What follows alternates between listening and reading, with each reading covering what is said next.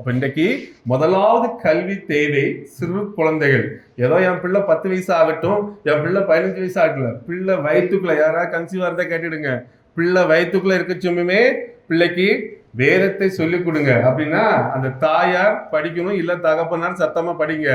அங்க மேரி வெளியே இருந்துதான் பேசுறாங்க, உள்ள இருக்க குழந்தைக்கு கேக்குது. அதனால வயிற்றுக்குள்ள இருக்க குழந்தையே ஆண்டவர் அவர் கல்வி அறிவு கொடுத்து கொண்டிருக்கிறார். அதனால இன்னைக்கு நாம் ஒரு உற்சாகத்தோடு நம் வீட்டில் இருக்க பிள்ளைகளிலிருந்து வயிற்றுல குழந்தை உற்பத்தி ஆனது முதலிருந்தே ஆரம்பிச்சிருங்க. கர்த்தருடைய வேதத்தை பாடமாக சொல்லி கொடுப்பதற்கு. சின்ன எண்ணெயமெல்லாம் இருக்காதுங்க. சின்ன பிள்ளைக்கு புரியுமா?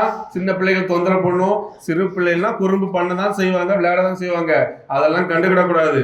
பிள்ளைகளை ஆண்டவர் ஏதோ ஒரு விதத்துல போதிக்கிறார். ஏதோ ஒரு பாட்டு, ஏதோ ஒரு லைன், ஏதோ ஒரு வசனத்துல ஒரு வார்த்தை, ஏதோ ஒன்று அவர்களுக்கு ஆண்டவர் கொடுக்கதான் செய்கிறார்.